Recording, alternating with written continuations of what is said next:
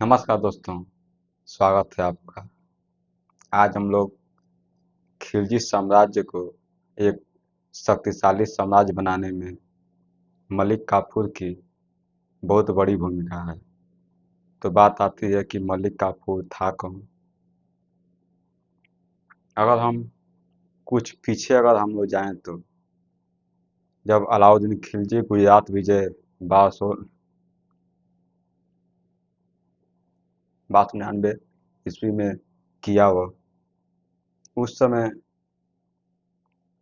नुसरत खां और आलप खां दो सेनापति थे। उसी समय गुजरात में ख्वाजा सरफराज नामक एक व्यापारी रहता था। उसने बहुत सारी जगहों से गुलामों की खरीद बिक्री कर कर वह बेचा करता था। वह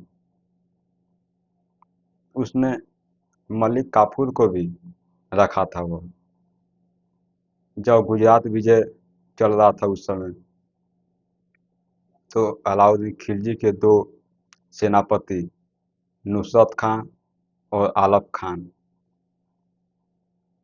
उनकी नज़र पड़ी मलिक काफूर पर, क्योंकि मलिक काफूर एक सुंदर, सुशील और वह काफी जिज्ञासु व्यक्ति था। वह सारे गुणों से संपन्न था। वह जब नुसरत खान ने उसे देखा तो उसको लगा कि हम इसे खरीद लेते हैं और सुल्तान को भेंट करेंगे। उस समय नुसरत खान ने 1000 दिनार में मलिक काफूर को खरीद लिया। खरीदने के बाद उसे अलाउद्दीन खिलजी को भेंट कर दिया। जब अलाउद्दीन खिलजी के पास मलिक काफूर पहुंचा तो कुछ समय रहने के बाद अलाउद्दीन खिलजी को उस पर काफ़ी विश्वास लगा होने। उसे पाकर अपने आप को भाग्यशाली समझने लगा,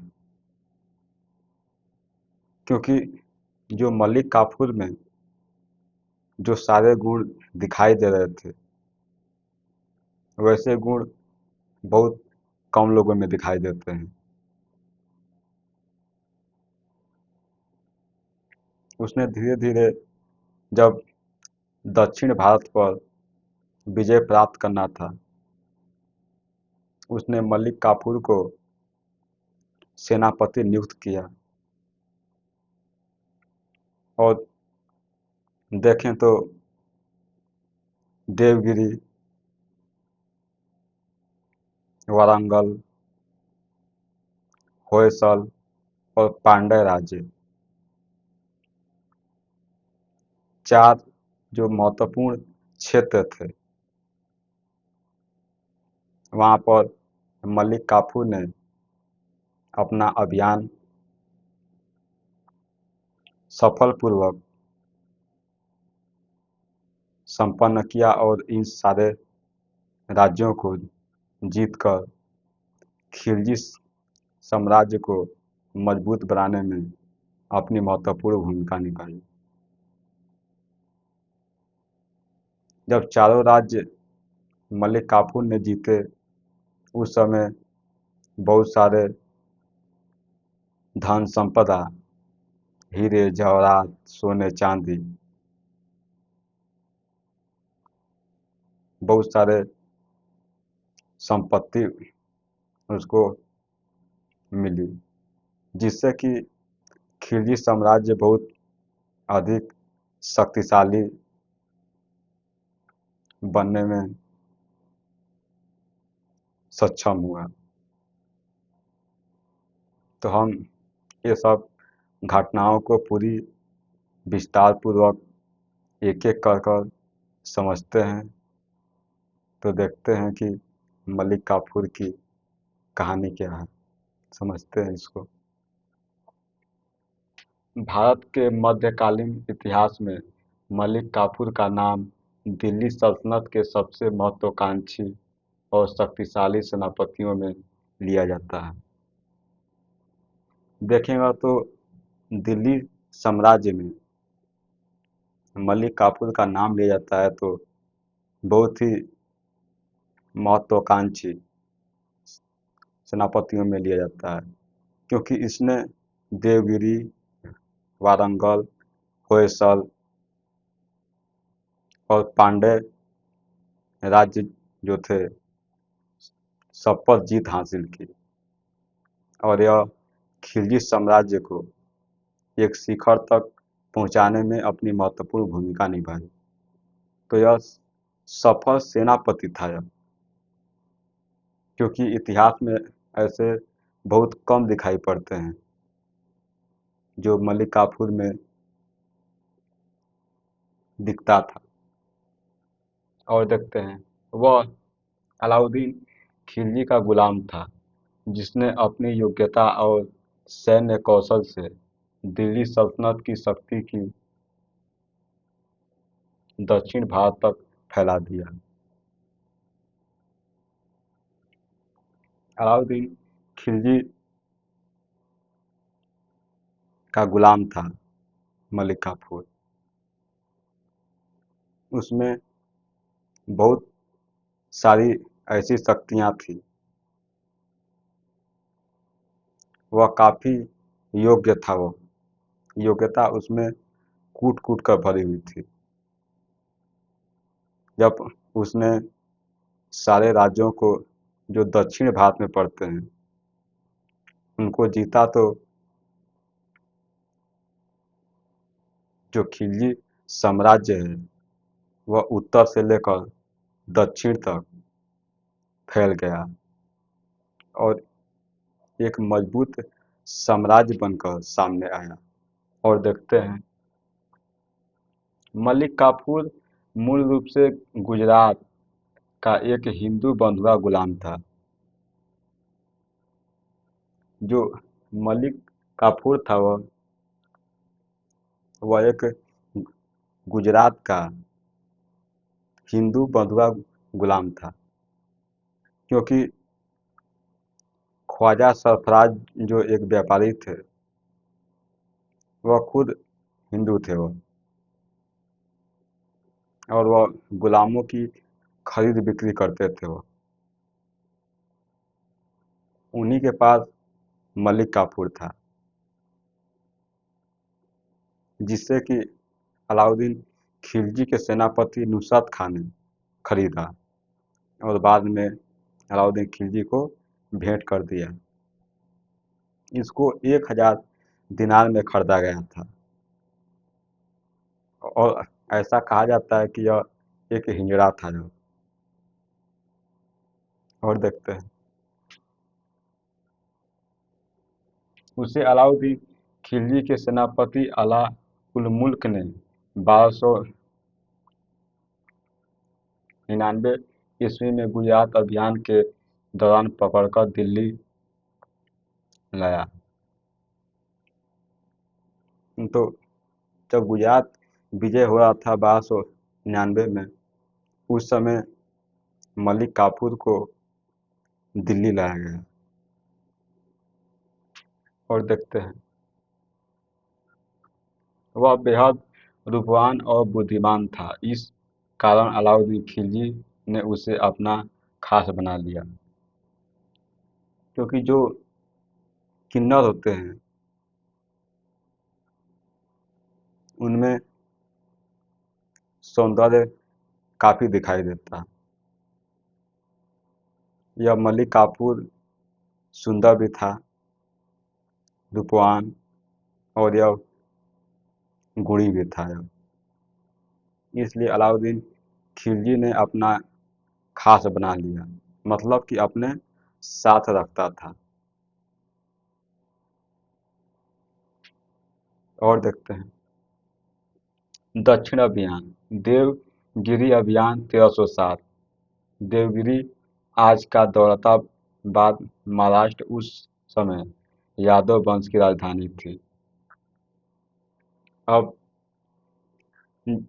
जब अलाउद्दीन खिलजी मलिक काफूर को जानने लगा, समझने लगा, उसे लगा कि मलिक काफूर में इतनी योग्यता है, इतना यह सब कुछ राजनीति युद्ध कला में निपुण है, क्यों न हम इसे दक्षिण भारत की विजय के लिए सेनापति बनाया जाए और इसे भेज दिया जाए जीतने के लिए। उसने 1307 ईस्वी में देवगिरी का अभियान पर भेजा मलिक काफूर को। क्यों भेजा? क्योंकि देवगिरी से पहले कर आता था खिलजी साम्राज्य को, लेकिन बाद में ऐसा हुआ कि कर आना बंद हो गया देवगिरी साम्राज्य से। जब कर आना बंद हो गया तो अब अलाउद्दीन खिलजी को लगा कि जो हमारे अधीन देवगिरी था वह अब हमसे दूर जा रहा है। वो मतलब हमारी अधीनता वह स्वीकार नहीं कर रहा है। इसलिए मलिक काफूर को देवगिरी भेजा गया कि आप वहाँ पर जाइए, आक्रमण कीजिए और उसे अपने साम्राज्य में पूरी तरह से मिला लीजिए उसको। यहाँ पर मलिक काफूर जाता है वहाँ पर यादव साम्राज्य नरेश रामचंद्र थे। उन्होंने काफी वीरतापूर्वक मलिक काफूर का सामना किया, लेकिन बाद में उनको लगा कि मलिक काफूर की जो सेना है, मतलब अलाउद्दीन खिलजी की जो सेना है, वह काफी मजबूत है, काफी अधिक संख्या में है। हम इसे ज्यादा समय तक लड़ नहीं पाएंगे। उन्होंने आत्मसमर्पण कर दिया और कुछ इतिहासकार कहते हैं, जैसे फरिश्ता हो गए और बर्नी हो गए, ये बताते हैं कि यह जो आत्मसमर्पण किया रामचंद्र ने, वह एक अनोखे प्रकार के रूप में किया। वह रामचंद्र ने अपनी मूर्ति बनवाई और मूर्ति के साथ, और जो यह मूर्ति बनाई गई थी यह सोने की मूर्ति थी। यह मूर्ति के साथ अपने गले में चैन डालकर, सोने की जंजीर डालकर मलिक काफूर के सामने आत्मसमर्पण किया। इतना ही तक नहीं रुका हुआ, मलिक काफूर ने रामचंद्र की पुत्री जयश्री को दिल्ली भेजने के लिए कहा, मतलब कि अपनी पुत्री अलाउद्दीन खिलजी के लिए भेज दें। बाद में अलाउद्दीन खिलजी ने उससे शादी किया, विवाह किया और अपनी रानियों के रूप में उसे स्वीकार किया।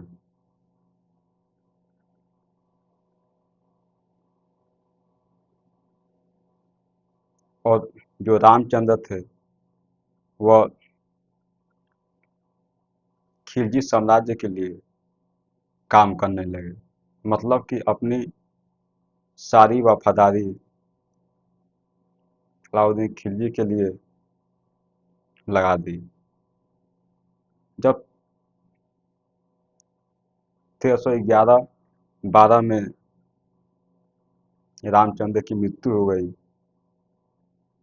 तो उनका एक पुत्र था शंकरदेव,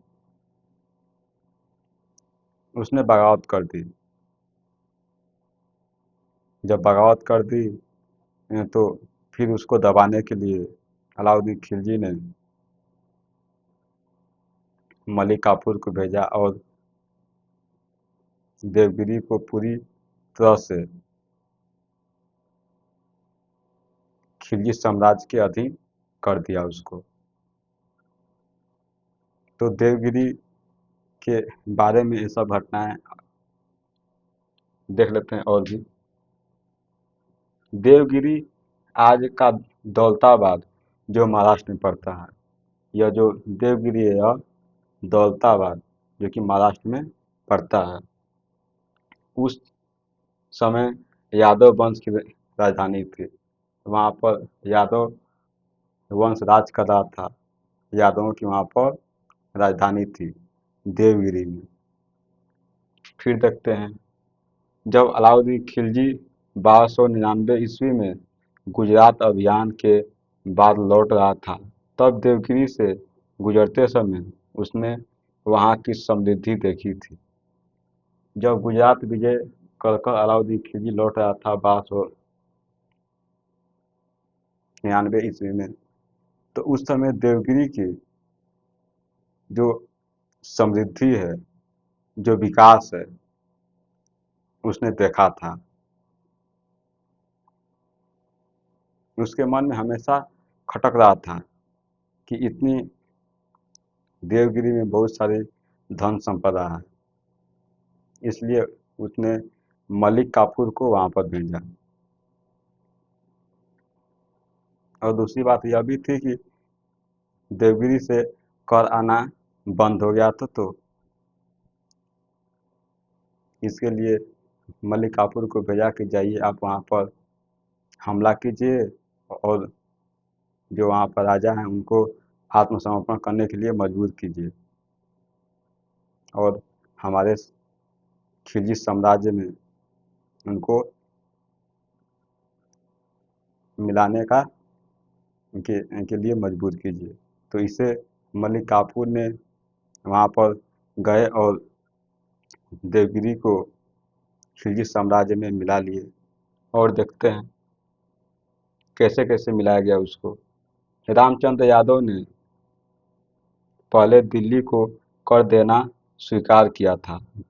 मतलब पहले देवगिरी से कर मिल रहा था दिल्ली को, लेकिन बाद में कर देना बंद कर दिया। परंतु कुछ समय बाद कर देना बंद कर दिया। काफूर को 1307 ईस्वी में बड़ी सेना के साथ भेजा गया। काफूर ने देवगिरी पर हमला किया। जब रामचंद्र कर दे रहे थे तो ठीक था, लेकिन जब कर देना बंद कर दिए तब अलाउद्दीन खिलजी ने अपने सेनापति मलिक काफूर को 1307 ईस्वी में देवगिरी पर हमला करने के लिए भेजा। और देखते हैं रामचंद्र यादव ने बिना लंबा युद्ध किए आत्मसमर्पण किया, क्योंकि वह जानता था कि सल्तनत की विशाल सेना का सामना करना कठिन है। क्योंकि अलाउद्दीन खिलजी के पास बहुत बड़ी सेना थी और वह मलिक काफूर सेना लेकर आया था। तो जब बहुत बड़ी सेना है तो आपको लड़ने के लिए अधिक सेना की आवश्यकता होगी, लेकिन आपके पास उतनी सेना है नहीं। तो यहाँ पर रामचंद्र आत्मसमर्पण कर देते हैं, क्योंकि वह जानते थे कि जब इतनी ज़्यादा सेना है और हम इससे लड़ नहीं पाएंगे, ज़्यादा समय तक टिक नहीं पाएंगे, तो इसलिए इन्होंने आत्मसमर्पण कर दिया। और देखते हैं, इतिहासकार फरिश्ता और बर्नी लिखते हैं, क्या लिखते हैं? रामचंद्र ने आत्मसमर्पण का एक अनोखा तरीका चुना। इतिहासकार फरिश्ता और बर्नी लिखते हैं कि रामचंद्र ने आत्मसमर्पण तो किया, लेकिन एक अनोखा तरीका चुना उसने। क्या चुना? उसने अपनी ही सोने की मूर्ति बनवाई। मतलब जो रामचंद्र हैं, यह अपने ही सोने की मूर्ति बनवाते हैं, मतलब खुद का सोने की मूर्ति बनवाते हैं वो। और फिर वह स्वयं सोने की जंजीर पहनकर कपूर के सामने उपस्थित हुआ। मतलब मूर्ति भी थी और खुद स्वयं सोने की जंजीर पहनकर मलिक कफूर के सामने उपस्थित हुए। यह प्रतीक था कि वह खुद को कैदी और गुलाम मानकर अलाउद्दीन खिलजी की अधीनता स्वीकार कर रहा है। मतलब कि वह अलाउद्दीन खिलजी की अधीनता वह स्वीकार कर रहा है, कैदी बनकर, गुलाम बनकर।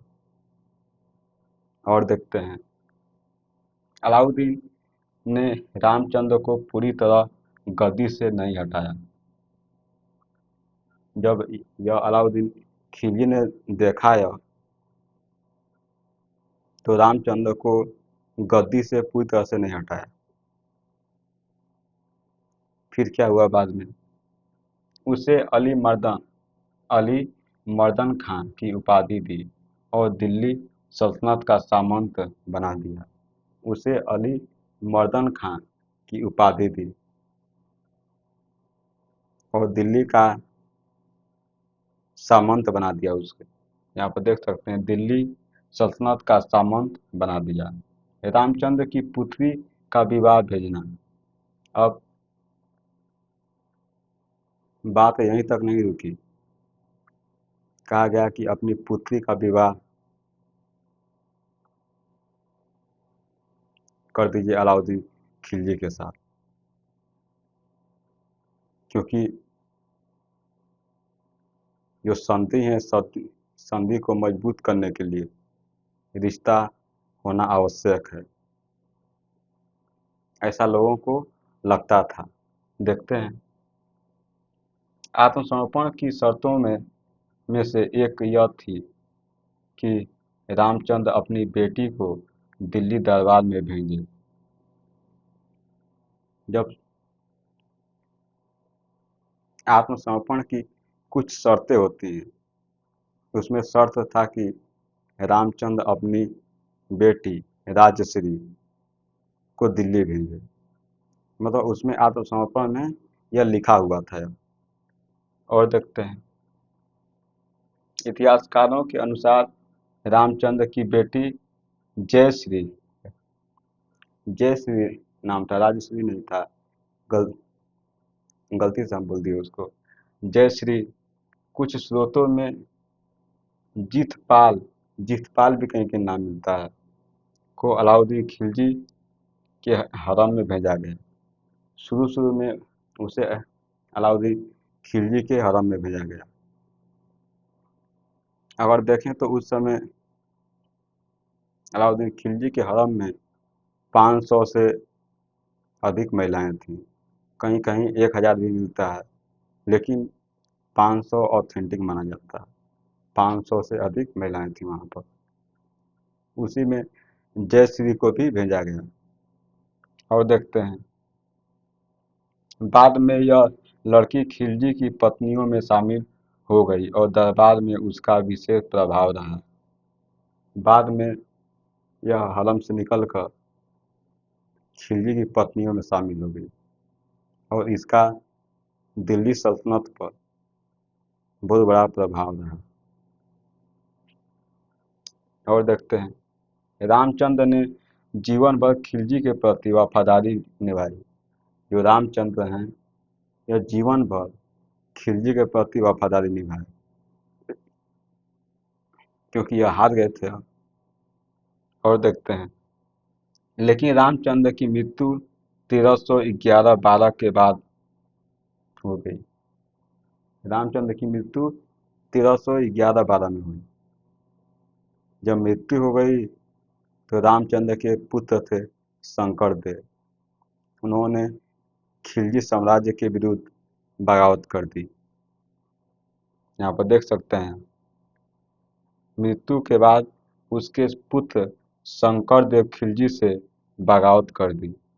तब फिर से मलिक काफूर ने दक्षिण की ओर चढ़ाई की और यादव वंश पूरी तरह सल्तनत के अधीन हो गया। जब शंकर देव ने बगावत कर दी, बगावत को कुचलने के लिए अलाउद्दीन खिलजी ने मलिक काफूर को भेजा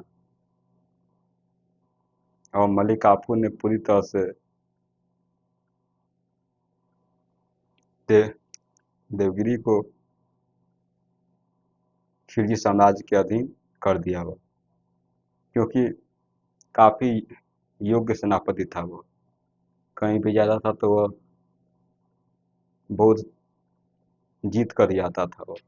तो यहाँ पर देवगिरी को पूरी तरह से खिलजी साम्राज्य में मिला दिया। और देखते हैं दूसरा वारंगल अभियान 1309। वारंगल अभियान, जो वारंगल पड़ता है तेलंगाना में पड़ता है। यहाँ पर क्या हुआ देखते हैं इसको। वारंगल काकतीय वंश की राजधानी थी। जो वारंगल है काकतीय वंश की यह राजधानी थी। शासक प्रताप रुद्र देव काकतीय साम्राज्य दक्षिण भारत का शक्तिशाली राज्य था। वहाँ का प्रताप रुद्र देव जो काकतीय साम्राज्य का सबसे शक्तिशाली साम्राज्य था, पूरी धन संपदा से भरपूर था। वहीं से एक हीरा भी मिला था, ऐसा लोग कहते हैं। देखते हैं इसको भी हम लोग। काकतीय साम्राज्य दक्षिण भारत का शक्तिशाली राज्य था। मतलब जो दक्षिण में जितने भी राज्य हैं उनमें सबसे शक्तिशाली काकतीय साम्राज्य था। इसकी ख्याति अपार संपत्ति हीरे के कारण थी। यहाँ पर बहुत सारी संपत्ति थी, यहाँ पर बहुत सारे हीरे मिले। और देखें तो काफूर विशाल सेना लेकर पहुंचा। पहले प्रतापरुद्र ने डटकर मुकाबला किया, लेकिन काफूर की घेराबंदी नीति और लगातार दबाव के कारण उसे झुकना पड़ा। शुरू शुरू में तो प्रतापरुद्र देव मुकाबला किए, लड़े, लेकिन विशाल सेना के सामने वह टिक नहीं पाए। जब टिक नहीं पाए तो आत्मसमर्पण कर दिए। वो आत्मसमर्पण किए तो क्या हुआ इनके साथ देखते हैं। दबाव के कारण उसे झुकना पड़ा। मतलब कि मलिक काफूर अपनी बहुत सारी राजनीति रणनीति बना रहा था। वो प्रताप रुद्र देव पर बहुत सारे दबाव बना रहा था वो, जिसके कारण प्रताप रुद्र देव को झुकना पड़ा। और देखते हैं प्रताप रुद्र ने अलाउद्दीन की अधीनता स्वीकार की। अब जो प्रताप रुद्र देव हैं यह अलाउद्दीन खिलजी की यह अधीनता स्वीकार कर लेते हैं। अब क्या हुआ, भारी मात्रा में सोना चांदी हीरे मोती घोड़े और हाथी दिल्ली भेजे गए। बहुत बड़ी मात्रा में सोने चांदी हीरे घोड़े हाथी मोती दिल्ली भेजे गए। तो ये सब जो साम्राज्य हैं यह बहुत शक्तिशाली साम्राज्य हैं। यहाँ पर धन संपदा बहुत थी, जिससे खिलजी साम्राज्य को मजबूत बनाने में महत्वपूर्ण भूमिका निभाया है सब। और देखते हैं, इतिहासकारों का मानना है कि कोहिनूर हीरा भी इसी युद्ध में दिल्ली आया। इतिहासकार मानते हैं कि जो कोहिनूर हीरा है यह इसी अभियान से आया। मतलब जो वारंगल है, वारंगल के ही अभियान अभियान से कोहिनूर हीरा मिला। और देखते हैं,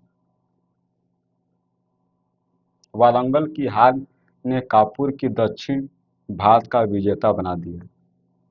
जब वारंगल हार गया, अब जो मलिक काफूर है इसका ख्याति बढ़ गई, इसका मान सम्मान प्रतिष्ठा पूरा बढ़ गया, लोग इसको पूरी तरह से जानने लगे। और देखते हैं, और इसे दक्षिण भारत का विजेता भी कहने लगे लोग, मलिक काफूर को। और देखते हैं, दिल्ली सल्तनत की प्रतिष्ठा बहुत बढ़ गई। जब वारंगल हार गया तो दिल्ली सल्तनत की प्रतिष्ठा बढ़ गई। किसके कारण बढ़ी? तो मलिक काफूर के कारण बढ़ी। और देखते हैं, होयसल अभियान 1310। अब होयसल पर अभियान करता है मलिक काफूर 1310 में। यहाँ पर क्या हुआ इसको भी देख लेते हैं। होयसल राज्य कर्नाटक की राजधानी द्वार समुद्र थी। जो होयसल राज्य है, जो आज का कर्नाटक, उसकी राजधानी द्वार समुद्र थी।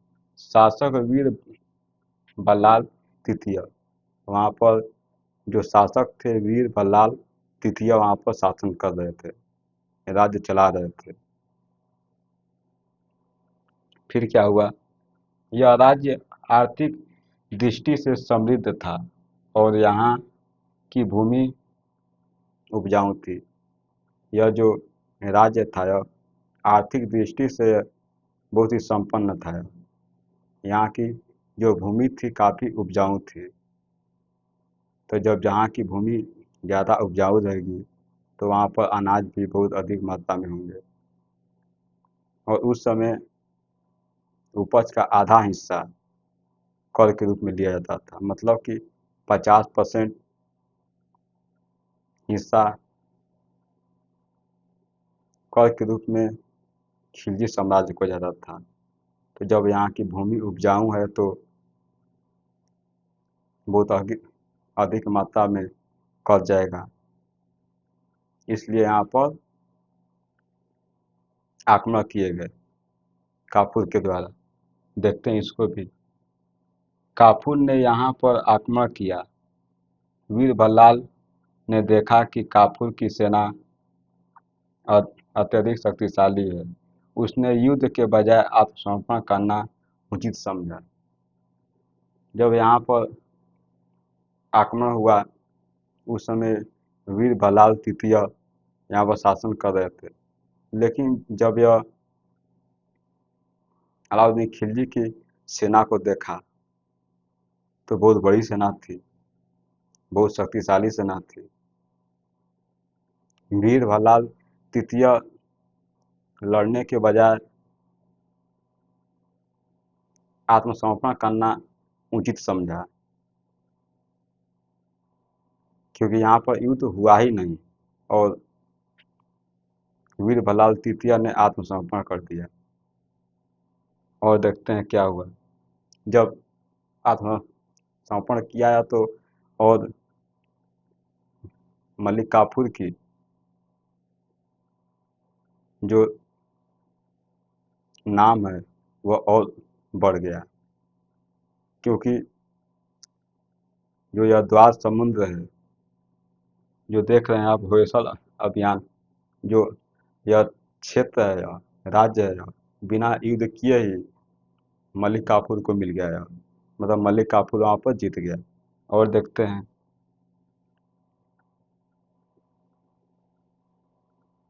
उसने युद्ध के बजाय आत्मसमर्पण करना उचित समझा। उसने अपार धन संपत्ति युद्ध सामग्री दिल्ली भेजी। दिल्ली सल्तनत का प्रभाव कर्नाटक तक पहुंच गया। जब होयसल अभियान मलिक काफूर ने जीत गया तो अब खिलजी साम्राज्य कर्नाटक तक फैल गया। और देखते हैं, काफूर ने बिना लड़े विजय प्राप्त कर ली। जो मलिक काफूर है, होयसल पर बिना लड़े हुए विजय प्राप्त कर ली। इससे मलिक काफूर का नाम और भी ऊंचा हो गया और लोग इसे अधिक जानने लगे। देखते हैं इसको भी। तो यहाँ पर होयसल अभियान समझ गए होंगे आप। अब देखते हैं पांडे अभियान 1311 में हुआ था। यहाँ पर देखेंगे तो जो पांडे राज्य था, वहाँ पर सत्ता के लिए दो भाई थे, सुंदर पांडे और वीर पांडे। दोनों में संघर्ष चल रहा था कि हम गद्दी पर बैठेंगे, हम गद्दी पर बैठेंगे। उसी समय मौका पाकर मलिक काफूर ने हमला कर दिया और पांडे राज्य को आसानी से वो जीत लिया हो, क्योंकि यहाँ पर कोई सामने आया नहीं। क्योंकि दोनों जो सुंदर पांडे थे और वीर पांडे, दोनों सत्ता के संघर्ष में लगे हुए थे। उसका फायदा मलिक काफूर ने उठाया और साम्राज्य को जीत लिया। देखते हैं इसको। पांडे वंश की राजधानी मदुरै थी। जो पांडे वंश है उसकी राजधानी मदुरै थी। उस समय पांडे राजकुमार सुंदर पांडे और वीर पांडे आपसी संघर्ष में लगे हुए थे। सुंदर पांडे और वीर पांडे आपसी संघर्ष में लगे हुए थे। मतलब कि गद्दी की लालच थी कि हम गद्दी पर बैठेंगे तो हम गद्दी पर बैठेंगे। देखे होंगे आपकी दो बिल्लियों की लड़ाई में बंदर की जीत हो जाती है। वैसे ही यहाँ पर हुआ कि सुंदर पांडे और वीर पांडे लड़ रहे हैं और उसमें मलिक काफूर अवसर पाकर हमला कर दिया और यहाँ पर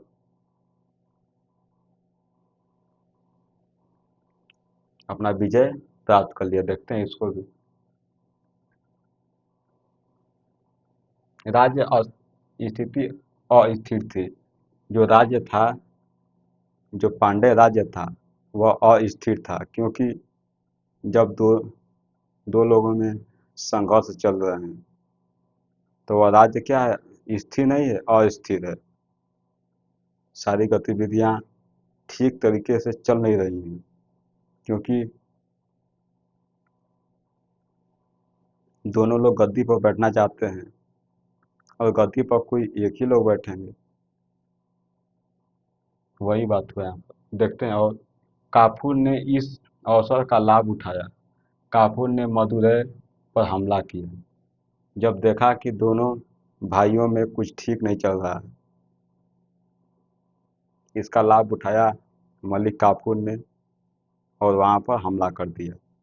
फिर क्या हुआ, पांडे राजकुमारों के बीच संघर्ष के कारण संगठित प्रतिरोध नहीं हो पाया। जब मलिक काफूर हमला किया तो यहाँ पर संगठित प्रतिरोध, मतलब कि सुंदर पांडे और वीर पांडे दोनों मिलकर प्रतिरोध नहीं किए। दोनों प्रतिरोध किए लेकिन अलग अलग किए। अगर दोनों एक साथ मिलकर प्रतिरोध किए होते तो कुछ हुआ होता, लेकिन दोनों अलग अलग किए तो उनको दबाना आसान था। और देखते हैं,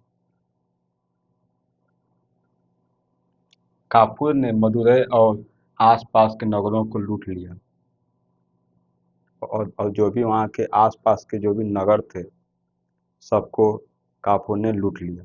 वहाँ की जो भी धन संपदा है उसे लूटकर दिल्ली ले गया। और देखते हैं अपार धन जवाहरात हाथी घोड़े दिल्ली भेजे गए। पांड्य राज अत्यधिक कमजोर हो गया। जब सारी धन संपदा हाथी घोड़े हीरे जवाहरात सोना चांदी जब लूट कर ले गए तो पांड्य राज्य अब बहुत कमजोर हो गया है। और क्या हुआ बाद में? पहली बार दिल्ली सल्तनत की शक्ति भारत के दक्षिण छोर तक पहुंची। यह पहला समय था यह कि दिल्ली सल्तनत की शक्ति दक्षिणी छोर तक पहुंची। क्योंकि हम लोग जो देख रहे हैं अभियान है दक्षिण भारत का अभियान देख रहे हैं हम लोग। और ऐसा मलिक काफूर जो सेनापति है वह एक एक कर कर राज्यों को जीतता हुआ जा रहा है वह। और देखते हैं यह अभियान काफूर का सबसे शानदार अभियान माना जाता है। जो यह अभियान था जो पांड्य राज्य के खिलाफ अभियान किया था मलिक काफूर ने, यह सबसे शानदार अभियान माना जाता है मलिक काफूर का। और देखते हैं दिल्ली की प्रतिष्ठा चरम पर पहुंच गई। जो दिल्ली है उसकी प्रतिष्ठा चरम पर पहुंच गई। और देखते हैं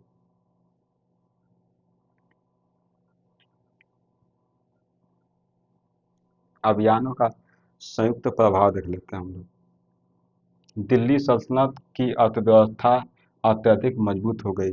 बात सही है। जब जो दक्षिण भारत के शक्तिशाली राज्य थे वो सब जीते गए मलिक काफूर के द्वारा। जब जीते गए तो वहाँ से बहुत सारी धन संपदा मिली।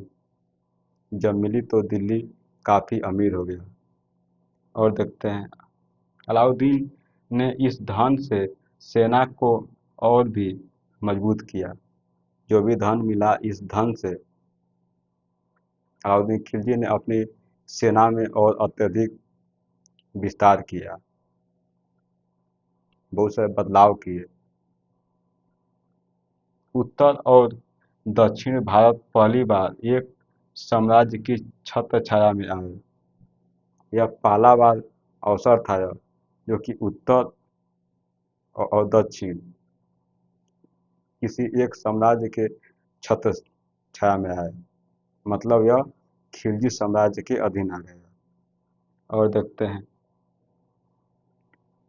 अलाउद्दीन को दूसरा सिकंदर कहा जाने लगा।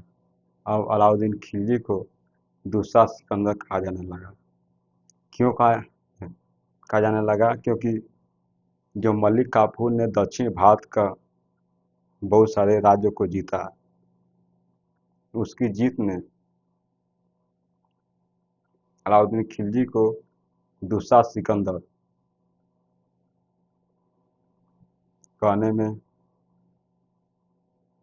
महत्वपूर्ण भूमिका निभाया।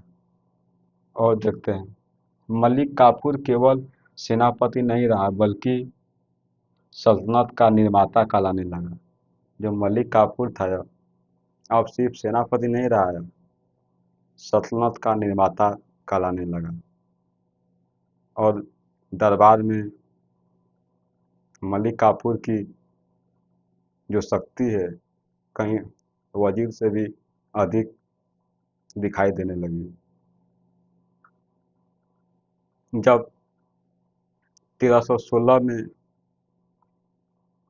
अलाउद्दीन खिलजी की मृत्यु हो गई, उसका बड़ा बेटा खिजर खां था। उसको मलिक काफूर ने षड्यंत्र में जेल में डाल दिया। और अलाउद्दीन खिलजी के छोटे बेटे जो शहाबुद्दीन उमर जो 6 साल का था उसको गद्दी पर बैठा दिया। जब गद्दी पर बैठा दिया उसको और वास्तविक शासक कौन बन गया? मलिक काफूर बन गया। लेकिन ये बात जो दरबारी थे, जो दरबार में अमीर कहे जाते हैं, वो थे, उनको ये बात अच्छी नहीं लगी और उन्होंने परिवार की मदद से, जो शहजादे थे उस समय परिवारी, उनकी मदद से मलिक काफूर की हत्या करवा दी। तो आप मलिक काफूर को पूरी विस्तार पूर्वक एक एक घटनाओं को समझे होंगे। मिलेंगे अगले लेक्चर में, तब तक के लिए आपका बहुत बहुत धन्यवाद। Thank you.